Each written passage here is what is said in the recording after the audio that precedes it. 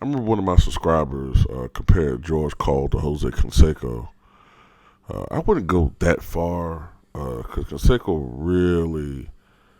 really snitched on a lot of people, man. Like, it was a whole different situation. He wasn't a manager, he was a player, and he turned his back on a lot of players and outed a lot of people. But but still, George Karl really is promoting the hell out of this book. He's really promoting the hell out of this book, man. From talking about his views with PED usage and the NBA, or whether it's talking about Carmelo Anthony or whomever. I read a couple of days ago that for legal reasons, text had to be removed from the book referring to George Karl's opinion about DeMarcus Cousins and Sacramento Kings for legal reasons. It had to be removed. So he's really talking about a lot of different things. But today, I read something about George Karl, and he was talking about Carmelo Anthony again. And he was saying that he used to get really frustrated,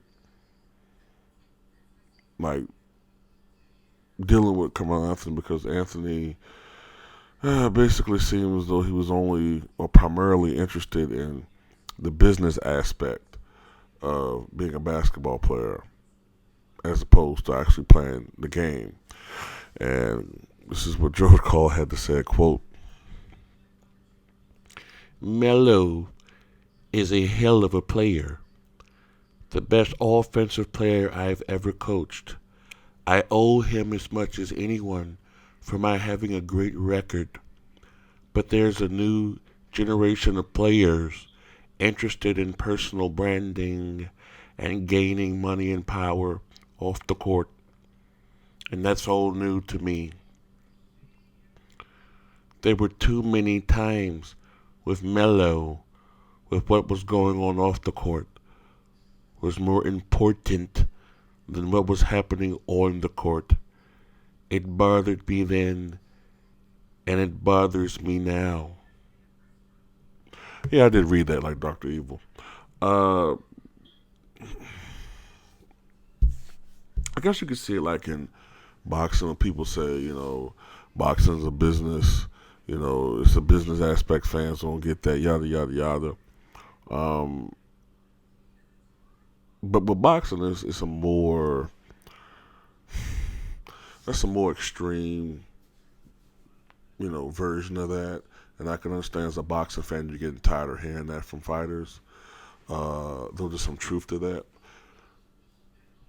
But, I mean, George Karl got to understand that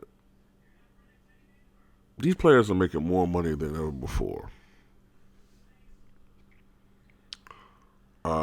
All these players, these superstars, Carmelo Anthony, LeBron James, Stephen Curry, Kevin Durant, Russell Westbrook, these guys have an image and they are marketable. They're trying to set themselves up lifetime wise. To be honest with you, and this is something that I've come to grips with and learned to accept.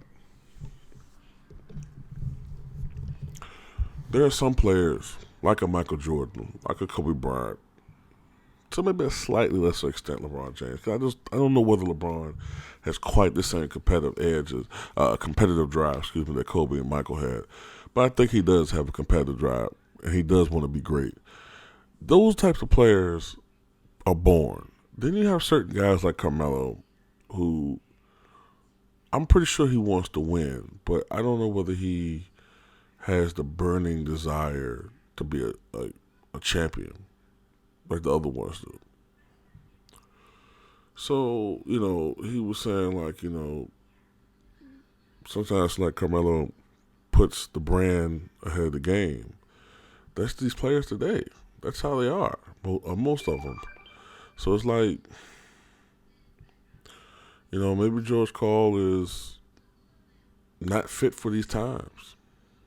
Maybe he should never get back into coaching. He's just That's just the way it is now, man.